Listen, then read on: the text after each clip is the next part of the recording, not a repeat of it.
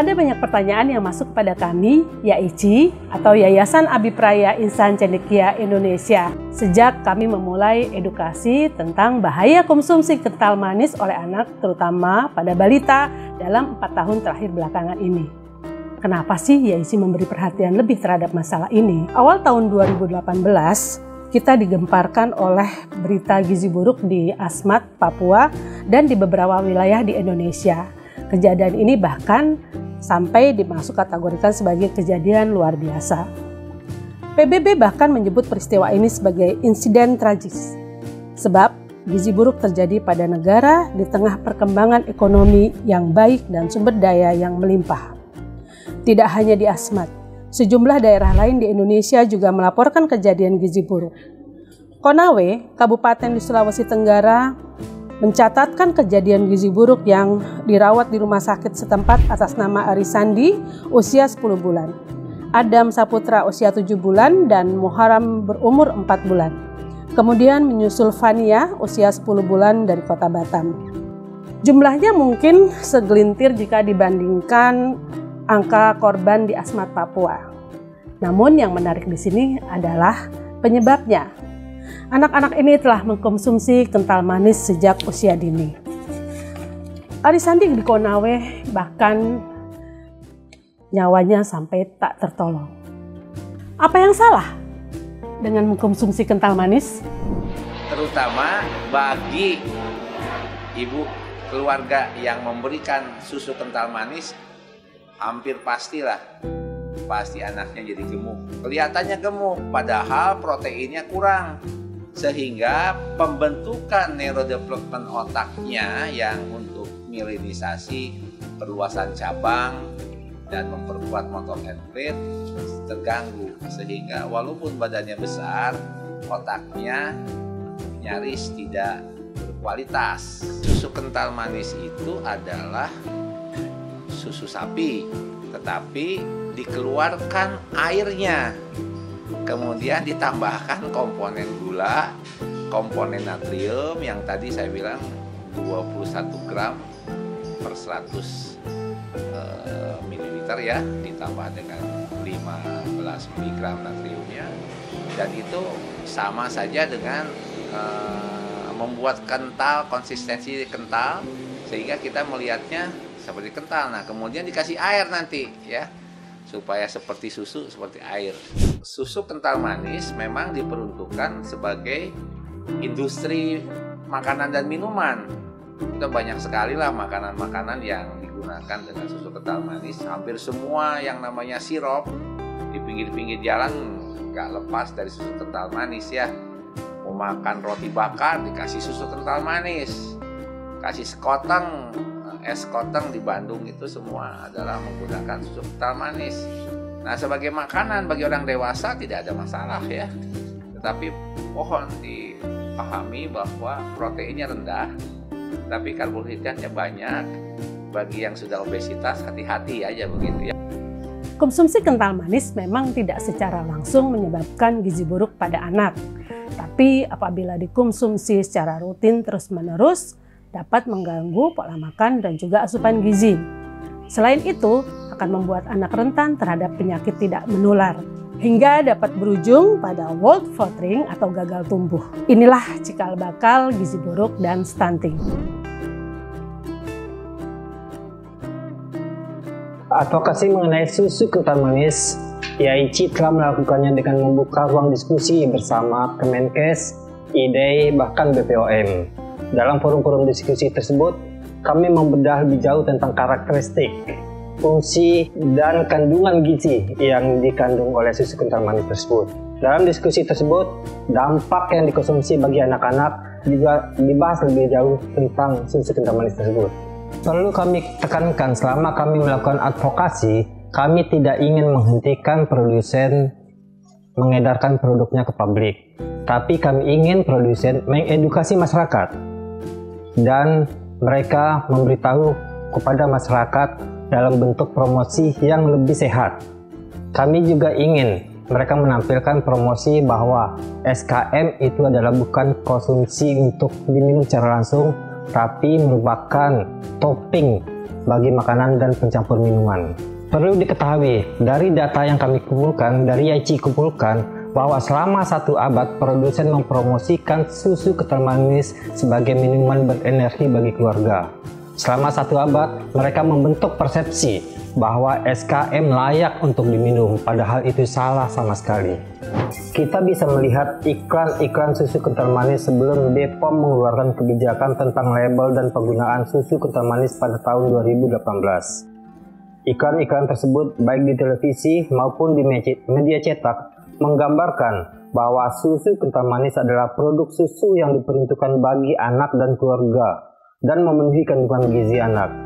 Dan hasilnya adalah melekat di benak masyarakat bahwa susu kental manis bisa diberikan untuk anak. Terbentuknya persepsi ini juga didukung oleh konsumen yang tidak terbiasa memperhatikan kandungan atau komposisi dari apa yang dimakan. Kita terbiasa dengan meniru apa yang ditampilkan oleh iklan. Inilah kenapa regulasi mengenai iklan penting, agar masyarakat terlindungi dari upaya pemasaran yang tidak tepat oleh produsen. Kami telah melakukan sejumlah penelitian mengenai kebiasaan konsumsi kental manis oleh masyarakat, bagaimana persepsi masyarakat, dan juga status gizi dari anak yang kami teliti tersebut. Penelitian dilakukan di DKI Jakarta, Jawa Barat, Jawa Timur, NTT, dan Maluku. Dilakukan terhadap ibu yang memiliki anak usia 0-59 bulan atau 5 tahun. Dari penelitian ditemukan 28,96% dari total responden mengatakan susu kental manis adalah susu pertumbuhan, dan sebanyak 16,97% ibu memberikan susu kental manis untuk anak setiap harinya. Dari hasil penelitian juga terlihat sumber kesalahan persepsi ibu, sebanyak 48% ibu mengakui mengenai susu kental manis sebagai minuman untuk anak adalah dari media baik TV, majalah, koran, dan juga sosial media, dan 16,5% mengatakan informasi tersebut didapat dari tenaga kesehatan. Kategori usia yang paling banyak mengkonsumsi susu kental manis adalah usia 3-4 tahun sebanyak 26,1%, menyusul anak usia 2-3 tahun sebanyak 23,9%. Sementara konsumsi susu kental manis oleh anak usia 1-2 tahun sebanyak 9,5%, usia 4-5 tahun sebanyak 15,8%, dan 6,9% anak usia 5 tahun mengkonsumsi kental manis sebagai minuman sehari-hari. Dilihat dari kecukupan gizi, 13,4% anak yang mengkonsumsi susu kental manis mengalami gizi buruk, dan 26,7% berada pada kategori gizi kurang, serta 35,2% adalah anak dengan gizi lebih. Dari hasil penelitian tersebut terlihat sumber kesalahan. Persepsi masyarakat tersebut adalah cara beriklan dan berpromosi yang tidak bertanggung jawab yang dilakukan oleh produsen. Saya pikir sudah waktunya produsen menghentikan tindakan yang tidak bertanggung jawab tersebut. Kami mengapresiasi langkah BPOM yang telah melakukan Per BPOM nomor 31 tahun 2018 tentang label pangan olahan, di mana di dalam salah satu pasalnya mengatur tentang tidak bolehnya kental manis dikonsumsi bagi balita sebagai pengganti ASI. Dalam hal label, BPOM juga telah mengatur tentang visualisasi iklan yang seharusnya ditampilkan di media massa.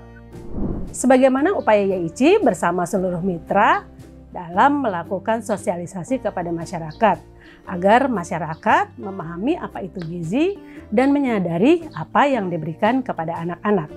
Kami melakukan edukasi di berbagai kota di Indonesia. Kami bertatap muka dengan ibu-ibu di pinggiran kota, di daerah terpencil, bahkan di kawasan padat penduduk, juga dengan kalangan menengah, dan hasilnya sungguh mengkhawatirkan.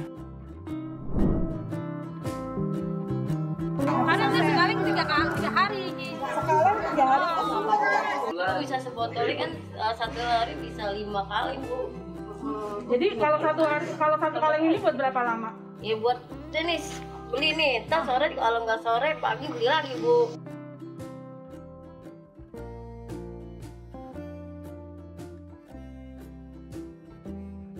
Kami telah bekerja sama dengan banyak mitra untuk mengedukasi masyarakat. Sosialisasi langsung peraturan BPOM dan juga cara yang tepat dalam mengkonsumsi susu kental manis melalui forum-forum publik, melalui kader pimpinan pusat Muslimat NU dan Aisyah, dan mengedukasi guru-guru TK dan PAUD, baik dengan terjun langsung ke tengah-tengah masyarakat maupun edukasi yang dilakukan secara virtual sejak adanya pandemi COVID-19. Sekitar ribuan masyarakat dan kader-kader penggerak di banyak provinsi yang telah teredukasi. Sangat menggembirakan dari hasil edukasi yang kami lakukan bersama mitra, ternyata banyak masyarakat yang mengubah perilakunya dari yang tadinya mengkonsumsi susu kental manis tidak lagi mengkonsumsi susu kental manis dan menggantikan dengan konsumsi minuman yang lainnya bagi anaknya. Namun sangat disayangkan selama kami mengedukasi ada pihak-pihak yang tidak menginginkan masyarakat teredukasi dan mereka membantah dan menyebutnya secara hoaks, mengatakan bahwa berita bahwa susu kental manis diseduh adalah itu hoaks. Dan itu sangat bertentangan dengan upaya pemerintah yang telah melakukan edukasi sebelumnya. Saya ingin kembalikan kepada masyarakat bagaimana informasi tentang bahwa susu kental manis tidak boleh diseduh dikatakan sebagai hoaks. Padahal informasi tersebut berasal dari peraturan pemerintah terutama BPOM yang telah menegaskan bahwa susu kental manis itu sebenarnya dikonsumsi tidak boleh diseduh. Di samping itu, para dokter dan pakar kesehatan juga menegaskan bahwa susu kental manis adalah minuman yang tidak boleh diseduh dan dikonsumsi secara langsung. Bagaimana itu bisa dikatakan hoaks? Kami berusaha mengedukasi masyarakat. Namun, dengan beredarnya isu yang tidak bertanggung jawab ini akan merusak masa depan generasi emas Indonesia. Yang perlu saya tekankan adalah bahwa susu kental manis itu adalah sebagai topping makanan dan pencampur minuman. Jadi tidak boleh dikonsumsi secara langsung maupun diseduh misalnya di dalam gelas lalu dicampur dengan air langsung diminum secara langsung. Jadi sebaiknya SKM itu adalah untuk membuat makanan atau pencampur minuman. Jadi itu adalah fungsi sebenarnya dari SKM. Pemerintah juga harus mengantisipasi dari upaya-upaya para produsen yang mencari celah tentang aturan BPOM yang telah dikeluarkan oleh BPOM, di mana mereka bisa membuat iklan atau promosi dengan menyisipkan seperti di sinetron, terus memberikan secara langsung kepada anak-anak di sekolah, ataupun mempromosikan di pasar dengan banner atau spanduk yang besar yang bertuliskan ini berasal dari susu segar. Jadi peraturan-peraturan yang ada selama ini sebenarnya belum menjangkau, misalnya kalau mereka melakukan promosi melalui sosial media ataupun bentuk-bentuk lainnya selain di TV ataupun di majalah yang secara resmi. Benarkah larangan konsumsi kental manis pada anak adalah hoaks? Kita simak penjelasan berikut. Bukan hanya bisa jadi gizi buruk, tapi jangkapan gizi buruk kan gampang, insya Allah bisa ditata laksana dengan baik kalau dia tidak ada penyakit-penyakit penyerta yang berat. Bisa diatasin, tapi si IQ-nya tetap kalah gitu, kalah ketinggalan. Sebaiknya tidak membuka peluang untuk memberikan susu kental manis sebagai rutinitas. Jangan gunakan susu kental manis untuk tumbuh kembang optimal anak. Saat masyarakat diedukasi untuk tidak menyeduh susu kental manis dan diberikan sebagai minuman susu untuk anak, kami ingin menekankan bahwa produk kental manis bukanlah susu yang dapat dijadikan sebagai minuman susu yang dikonsumsi secara rutin oleh anak. Ini adalah terkait persepsi yang salah yang sudah tertanam di benak masyarakat selama puluhan tahun. Pada saat kita menyeduh produk kental manis, dituang di dalam gelas dan diberi air dalam kondisi dingin maupun hangat, maka secara tidak langsung kita akan beranggapan bahwa ini adalah susu. Susu adalah minuman yang baik untuk anak. Susu diminum setiap hari, bahkan dalam sehari bisa 2-3 kali. Dan selanjutnya, besar kemungkinan kita akan mengabaikan kandungan gulanya. Mengkonsumsi 1 saset susu kental manis sama artinya kita mengkonsumsi 2 sendok makan gula. Bagaimana jika kental manis dengan jumlah yang sama dijadikan sebagai topping untuk martabak dan kue kemudian dimakan oleh anak? Mengapa boleh dijadikan topping tapi tidak boleh diseduh sebagai minuman? Ini ada respon publik yang menarik untuk dicermati. Untuk lebih jelasnya, Dr. Fania akan menjelaskan. Tahu sebenarnya konsumsi gula salah satunya ya. Gula itu dalam satu hari kita bolehnya berapa sih? Terus juga kita juga tahu kalau misalnya dilihat di kental manis itu ada beda-beda sih tiap merek.